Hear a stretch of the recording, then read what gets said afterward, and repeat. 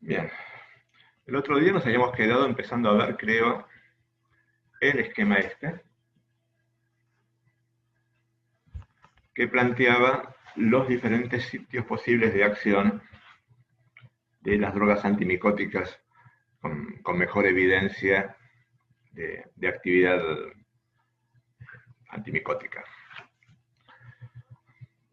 Creo que el esquema en el trazo grueso lo habíamos visto, resalta una categoría relativamente grande de drogas que lo que hace es, actuando en las mitocondrias del hongo, inhibir la producción de ergosterol. No sé si habíamos llegado a mencionar qué cosa es el ergosterol. ¿Alguien se acuerda algo de eso?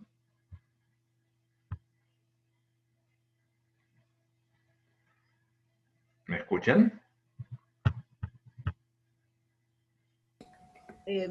Yo me retiré antes, profe, no sabría decirle. Profe, no lo he escuchado. No. Me parece que no hablaron esa parte. Yo estuve repasando los últimos minutos y a explicar qué era o qué hacía, no. Solo que estaba en la membrana. Está en la membrana, exactamente. La línea este intenta representar la membrana, que es la membrana celular. Todas las células tienen membrana. Una diferencia importante entre la membrana de las células de los hongos y las membranas de nuestras células es cómo están compuestas. Las dos tienen una doble capa fosfolipídica, pero algunos otros componentes son un poquito diferentes. En las células nuestras, las de los mamíferos, entre esos fosfolípidos de la membrana, una sustancia que se encuentra y que contribuye sobre todo al ordenamiento de la membrana es el colesterol. ¿Sí se acuerdan del colesterol? El colesterol es necesario para la vida, o sea, no, por más que a veces nos genera algún problema, digamos, sin colesterol no se puede vivir. Y uno de los lugares relevantes donde está el colesterol es justamente en las membranas celulares de nuestras células. Los hongos, en su membrana, en vez de tener colesterol, tienen una sustancia muy parecida, que es también un esterol, pero que se llama ergosterol. Así como a nuestras células el colesterol resulta imprescindible para vivir, a las células de los hongos el ergosterol les resulta imprescindible para vivir. Con lo cual, cualquier droga que interfiere con la producción de ergosterol le hace un daño muy importante a la biología del hongo y termina finalmente matándolo. ¿En qué momento se va a dar cuenta el hongo de que no puede fabricar el ergosterol? Cuando tiene que fabricar más membrana, o sea, eso típicamente ocurre cuando está tratando de dividirse. O sea, todo el tiempo le hace falta, pero tiene más necesidad y por lo tanto es más susceptible cuando se encuentra en procesos de división celular. Lo mismo pasa con prácticamente todas las otras dos que estamos poniendo acá. Este blanco, la inhibición de la síntesis de ergosterol, es el más relevante y el que más drogas en el que más drogas actúan. Ahí actúa toda una categoría enorme de sustancias que se llaman azoles, que son lo que más vamos a discutir en la charla de hoy, y también otro quimioterápico que seguramente se lo llegué a mencionar el otro día, que es la terbinafina. ¿Sí? Habíamos casi seguro mencionado que había también antimetabolitos, como la fluorocitosina, que lo que hace es inhibir la síntesis de ácidos nucleicos del hongo. Hay una droga que no tiene nada que ver con el uso en podología, que es la cafofungina, que se emplea solamente para pacientes internados con infecciones sistémicas por hongos graves, que es un inhibidor de la síntesis de la pared celular. Y hay otra categoría de la cual también vamos a dar un poquitito, que se llama antibióticos poliédricos, que actúa a nivel de la membrana.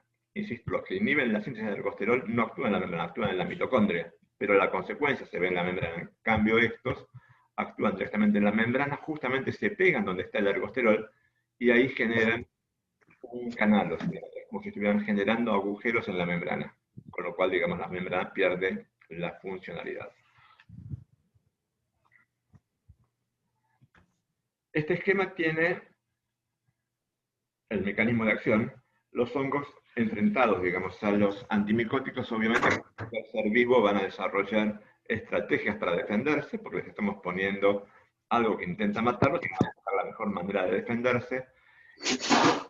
Es que aparece resistencia contra los antimicóticos. Esto que aparece acá es de un trabajo, digamos, no es mejor ni peor que ninguno de los tantos que hay. Lo que intenta mostrarles es cómo en relativamente poco tiempo aparecen, cuando uno enfrenta a una población de hongos con un antimicótico, variantes resistentes que en relativamente poco tiempo se transforman en la forma más común, con lo cual se pierde el efecto. ¿Cuánto tiempo tarda en dividirse un hongo? ¿Qué les parece?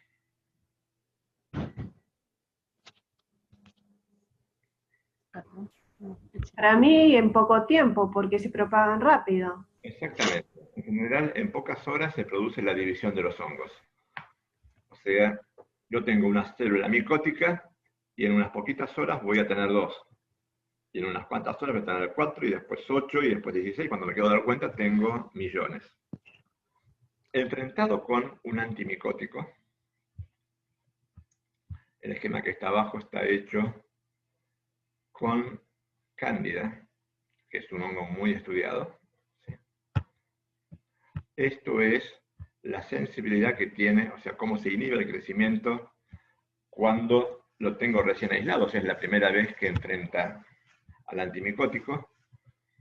O esto es lo que hace cuando tuvo 100 generaciones, cosa que son un mes aproximadamente, y hay tratamientos que duran más de un mes, que se dan cuenta, digamos, que está corrida, y esto es después de 400 generaciones, donde no tiene nada de sensibilidad.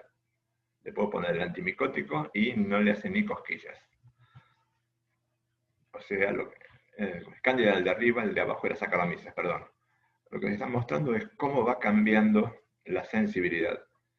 Desgraciadamente, eso es un problema muy, muy frecuente en el tratamiento de las micosis, sobre todo de las micosis que tardan más tiempo en ser erradicadas. El mejor ejemplo son justamente las onicomicosis, donde el tratamiento tiene que ser muy, muy prolongado porque me hace falta eliminar el sitio de replicación del hongo, que típicamente es donde está, digamos, la fase de crecimiento de la uña.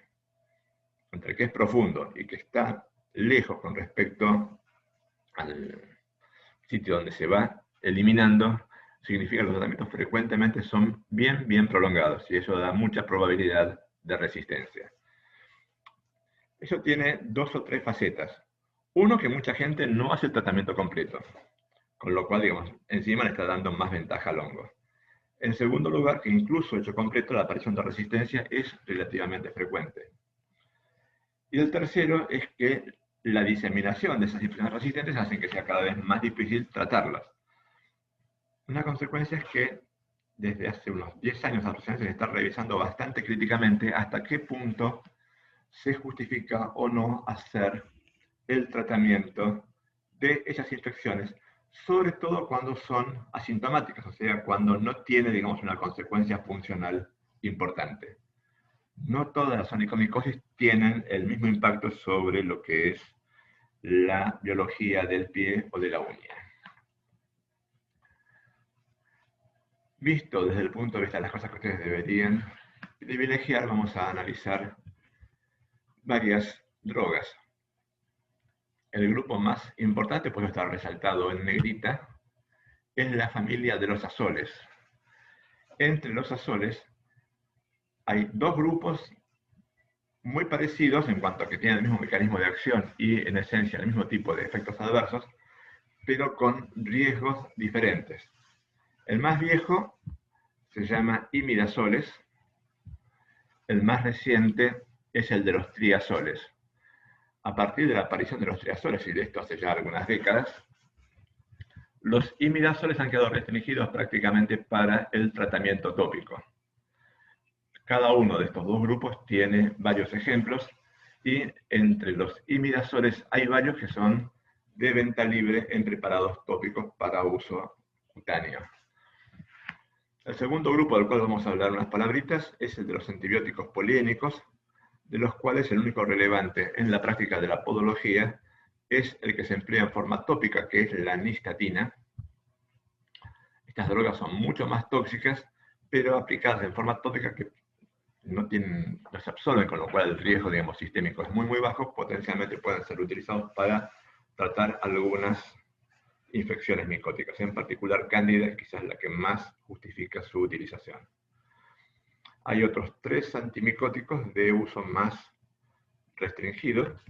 Uno es la grisifulvina, que es una droga muy vieja y que en general debería ser preferible administrar por vía oral, aunque justamente a partir del desarrollo de resistencia a los otros está de vuelta considerándose la posibilidad subóptima, digamos, pero como alternativa, digamos, válida, del empleo de grisifulvina tópica, la terbinafina, que esencialmente hace lo mismo que los azoles, y la amorolfina, que es exclusivamente para uso local, con algunos problemas, incluyendo el costo. Este esquema y el esquema que sigue no lo tienen en el PowerPoint que se les mandé hace unos días.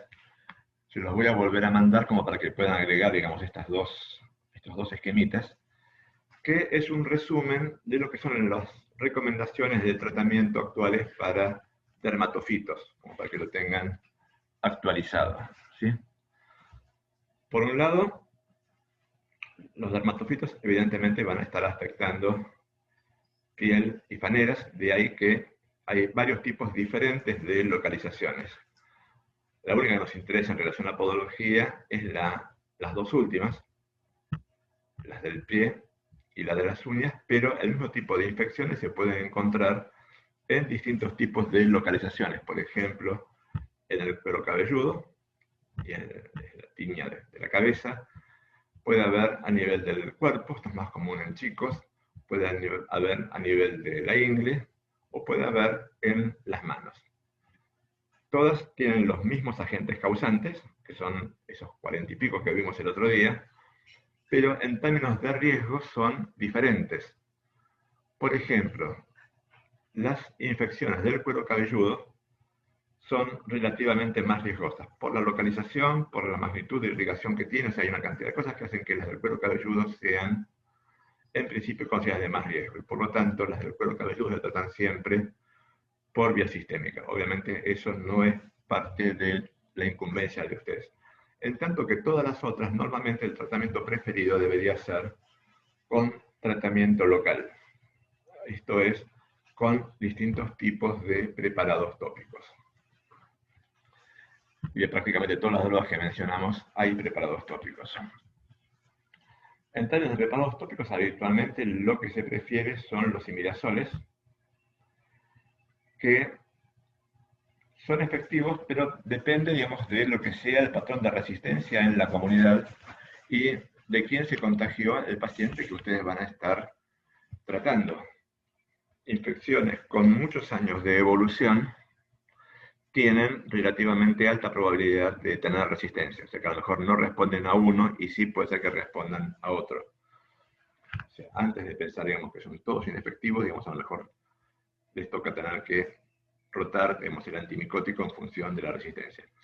Por otro lado, en algunos sitios la chance de encontrarse con un hongo ya desde el principio resistente es más alto. Por ejemplo, infecciones en gimnasios o cosas por el estilo. Como les decía recién. Profesor, Sí, te escucho. una consulta. ¿Los cultivos pueden indicar a qué preparados son sensibles o resistentes? Sí, pero para eso tenés que enfrentar el cultivo con, o sea, hacer el equivalente a lo que sería un antibiograma. Eso es raro que se haga. Potencialmente se puede hacer, pero no es una cosa que sea común en digamos, en el diagnóstico, por lo menos en la mayor parte de nuestro medio. Bien. Entonces, eventualmente para algunas condiciones reapareció la grisifulvina, que en principio es menos útil por vía tópica, pero puede tener un lugar, sobre todo si están enfrentando cepas resistentes, que es una cosa que, insisto, es crecientemente frecuente. Lo mismo que el undecilénico. Cosas que habían desaparecido prácticamente del mundo de la medicina o que habían sido muy, muy reducidas en su tasa de utilización, de vuelta por el tema de la resistencia están reapareciendo. Una de ellas es la utilización de ácido benzoico. El ácido benzoico tiene un débil efecto antimicótico y se emplea en forma de ungüento, lo cual en general es bastante desagradable cosméticamente, pero es una alternativa relativamente de baja toxicidad para infecciones que no han respondido adecuadamente a las otras alternativas, que insisto son cada vez más frecuentes. Lo mismo pasa con el tolnastato. Una cosa que a veces tiene predicamento entre los pacientes, porque en una época, digamos, eran cosas, digamos, consideradas interesantes, son los polvos que tienen algún tipo de antimicótico. Visto desde el presente, digamos, como utilidad, es pequeña tirando a despreciable, o sea, es mucho más la expectativa del paciente que lo que realmente un polvo secador con algún antimicótico puede llegar a ser. Y encima, polvos, talcos y afines tienen la posibilidad de generar irritación, básicamente por el componente mecánico, con lo cual no son recomendables. La única cosa en la que a veces tienen utilidad, además de calmarle, digamos, la ansiedad al paciente, es como forma de evitar algún tipo de reinfección. En general no son recomendables. Por último, a partir de todo lo que les decía yo recién con respecto a la alta chance de resistencia y la relativamente, por lo tanto, baja utilidad de los tratamientos, a veces se considera si realmente hace falta o no hacer el tratamiento de una infección micótica en las uñas. En muchos casos, si son asintomáticas significa, digamos, que no genera severas deformaciones o complicaciones mayores, puede no ser necesario el tratamiento. Si llega a hacer falta, normalmente la mejor chance la van a tener con un tratamiento sistémico. La única situación en la que a veces significa eso, no siempre, puede ser útil el empleo de algún tratamiento tópico, por ejemplo con amorolfina o con tioconazol, que es otro de los tantos azoles que hay, es cuando o la infección es muy reciente, o sea, es detectada muy precozmente y por lo tanto uno supone que tiene relativamente baja chance de resistencia, o es muy leve, y en particular si está limitada al extremo distal. Caso contrario, en principio, digamos, no se consigue que vaya a tener demasiada utilidad. Por supuesto, puede haber pacientes que tengan contraindicaciones para el tratamiento sistémico y ahí no me queda ninguna otra alternativa más que el tratamiento local, pero con la expectativa de tener resultados marcados es muy, muy pequeña. Con todo esto en mente vamos a empezar entonces a hablar de algunos de los grupos. Esto que aparece acá es la estructura de un antibiótico poliénico. En la familia de los antibióticos poliénicos hay dos drogas importantes. La que está puesta en el esquema es la más importante para el tratamiento médico, es la menos importante en podología, justamente no es la que se usa, pero es parecida a la del otro. Esta droga se llama anfotericina B y es únicamente administrada por vía intravenosa. La que se emplea en podología y en general en tratamientos tópicos es una sustancia químicamente muy parecida, o sea, con la misma estructura. ¿Les dice algo poliénico?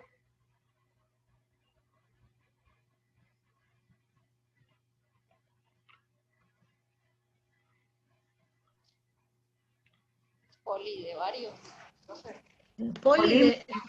De muchos. Y lo de énico tiene que ver con las dobles ligaduras. ¿Se acuerdan que en algún momento cuando estudiaron química podía haber enlaces entre carbonos con una ligadura, con dos ligaduras o con tres ligaduras? Y si no me lo pueden creer. Sí, sí. Bueno, fíjense, esto que está acá es una doble ligadura, esto que está acá es otra, esto que está acá es otra. Estos se llaman poliénicos por este pedazo de la molécula. ¿Sí?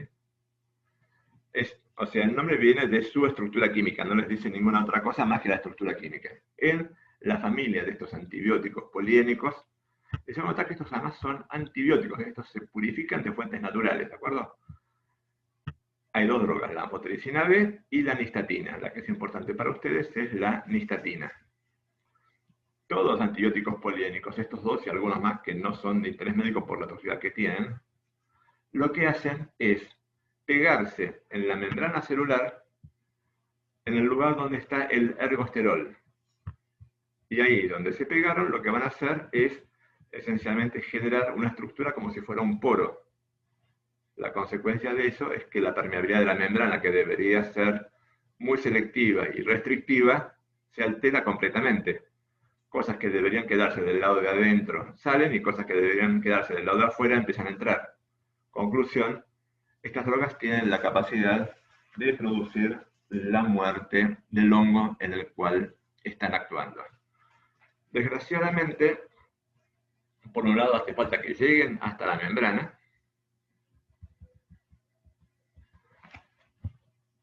o sea, para llegar hasta acá tienen que haber podido cruzar toda esta cubierta externa que dijimos que era la pared celular. Y por otro lado, tienen menor afinidad por el colesterol, pero como es bastante parecido, si la concentración es suficientemente alta, también se puede dar colesterol que tienen nuestras células y eso genera daño en nuestras células. O sea, como familia son drogas muy tóxicas. Conclusión, la que se emplea por vía sistémica, no insisto para problemas de dermatofitos, no por esto, sino para infecciones graves por hongos, es la menos tóxica, que es la amphotericina B. La nistatina, que es más tóxica, queda restringida exclusivamente al uso tópico. Es la única que ustedes van a ver utilizar. Y normalmente el único hongo contra el cual se emplea con frecuencia la nistatina es la cándida, que es una de las infecciones oportunistas que seguramente han discutido en su curso de micología. ¿Sí?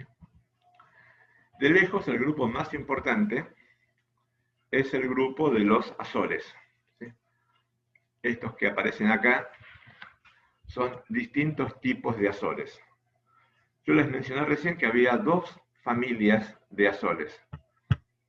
Azo quiere decir nitrógeno, o sea, son todas moléculas nitrogenadas. Y la diferencia es en qué tipo de estructura se encuentra ese nitrógeno. Por un lado, los imidazoles, por ejemplo, este que aparece acá, lo que llamamos imidazol es un heterociclo, es una estructura cíclica que tiene carbono y alguna otra cosa. La otra cosa que tiene el imidazol es nitrógeno. ¿Ven el ciclo acá? Lo que estoy marcando con el cursor. ¿Ven que estoy rodeado? Sí, profe. Bueno, es un ciclo de ¿cuántos átomos en sus extremos? Es un pentámero. Es un pentámero, exactamente. 5. Esos 5 átomos, hay 2 que son de nitrógeno. Sí. El imidazol es esto, un heterociclo que contiene 2 átomos de nitrógeno. Todos los que tienen esta estructura son imidazoles. Por ejemplo, este que está acá es también un imidazol. Este que está acá es también un imidazol. En cambio, hay otros heterociclos, como este que está acá, que tiene ¿cuántos átomos?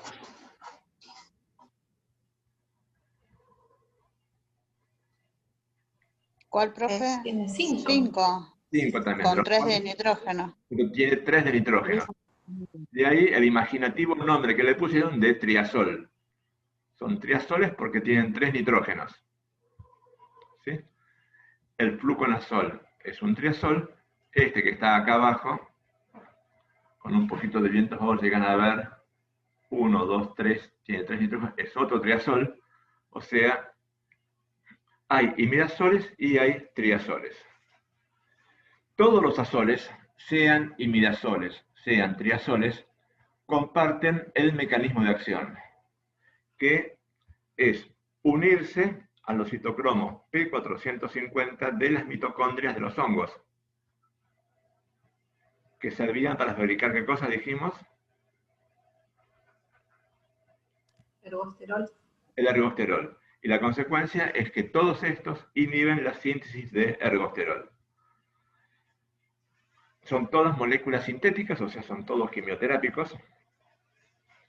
Son todos útiles contra hongos a menos que aparezca resistencia. Y desgraciadamente, de los más viejos ha ido apareciendo resistencia justamente por lo que ha sido la tasa de utilización que han tenido, con lo cual de a poquito se ha ido perdiendo el efecto.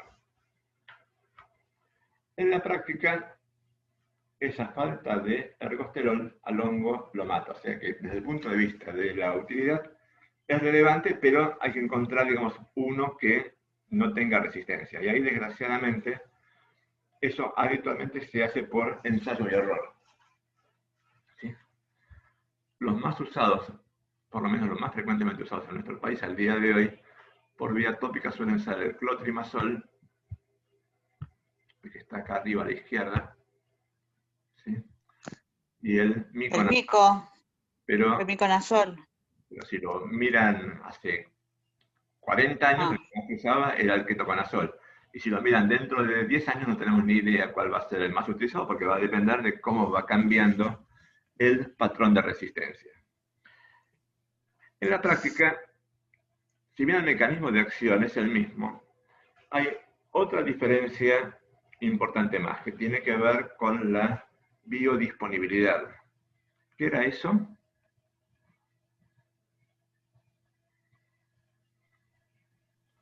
La propiedad que tiene de...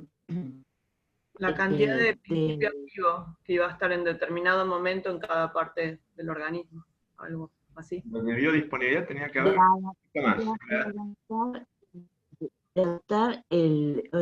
de atraer la droga que se le colocó para combatirlo. La biodisponibilidad era la propiedad que determinaba cuánto llegaba a circulación sistémica. ¿Se acuerdan de eso? Yo recuerdo que después del parcial van a tener en algún momento un final y que las cosas que vieron para tener parcial se supone que ya las saben. O sea, yo me senté con derecho a preguntas de este tipo de cosas. Bueno, la parte importante es que los triazoles tienen mucha mejor biodisponibilidad que los imidazoles. Con lo cual, al día de hoy, en general, los imidazoles se usan por vía tópica y excepcionalmente sistémica. A veces se usan, pero no es muy, muy raro. En cambio, los triazoles se usan nada más que por vía sistémica. Eso tiene que ver justamente, digamos, con cuánto es la chance que tienen de llegar, digamos, a la sangre, que es desde donde van a llegar a su sitio de acción cuando están tratando de obtener un tratamiento sistémico. Entonces, en principio lo que ustedes van a ver son unas cuantas formulaciones con imidazoles tópicos, muchas de las cuales son de venta libre, con lo cual, digamos, están dentro de las cosas que uno puede llegar a utilizar sin demasiada restricción. Además de la inhibición del ergosterol, hacen otras cosas, pero se las pueden olvidar. O sea, no es una cosa que vaya a determinar ninguna propiedad, digamos, tal como lo estamos viendo con ustedes, especialmente relevante. O sea, el mecanismo importante de acción es la inhibición de la síntesis de ergosterol. Después vamos a volver a hablar un poquitito más de los azoles, digamos, pero en el pantallazo este que aparece acá es la grisofulvina. ¿Sí? Normalmente esta grisofulvina tiene un par de particularidades. Esto ya lo voy a arreglar, digamos, porque de vuelta en todo el mundo han aparecido los tópicos.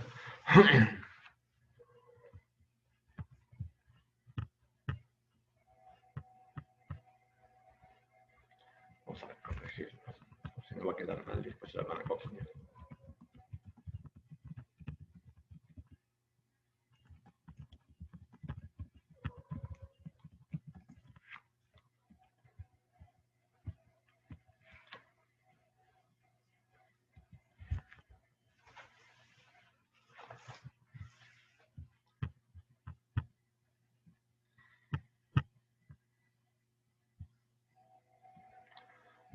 Normalmente, lo que hace la grisofulvina es interferir con la división del hongo. En particular, lo que hace es evitar la producción, la formación de un uso mitótico. ¿Qué era eso? El uso mitótico era el que estaba en la división mitótica. ¿Se acuerdan cuando veían las imágenes de la división había como una serie de Si no eran como unos hilitos que separaban al núcleo, ¿puede ser? a los dos núcleos que se estaban formando a partir de la división? En la práctica, digamos, es toda la maquinaria que va a permitir que el ADN se divida y vaya a formar, digamos, dos núcleos para tener dos células hijas. Si eso no se forma adecuadamente, la división no se puede producir ordenadamente y la consecuencia es que la célula se muere. O sea, estas drogas también, digamos, tienen un mecanismo que es capaz de matar a la célula micótica, pero lo hace en el momento en que está dividiendo, como nos pasaba con todas las anteriores, y esto requiere que se meta dentro de la célula.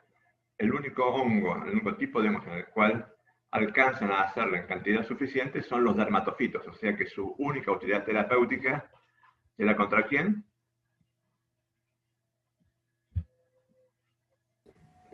Contra los dermatofitos. Obviamente, solamente tienen utilidad contra los dermatofitos, lo cual es una pena, digamos, porque el mecanismo es interesante. Sin embargo, tiene también una cantidad de problemas que hacen que a uno se ponga más o menos nervioso al pensar en utilizarlos. Por un lado, como es una droga muy vieja, la tasa de resistencia que hay es relativamente elevada. Estuvo unos cuantos años siendo relativamente poco utilizado, con lo cual la resistencia bajó un poco, que es lo que ha permitido que vuelva a tener interés, digamos, en medicina, justamente a partir de que hay mucha resistencia contra los otros, y eso es lo que hizo resucitar los preparados tópicos, ¿sí? Que en principio se consideraban inapropiados. De hecho, el efecto es mucho mejor por vía sistémica que por vía tópica, pero obviamente a expensas de mayor cantidad de efectos adversos. En particular, el motivo por el cual es más eficiente, o sea, tiene mayor eficacia, mayor efectividad, el tratamiento sistémico con grisofulvina,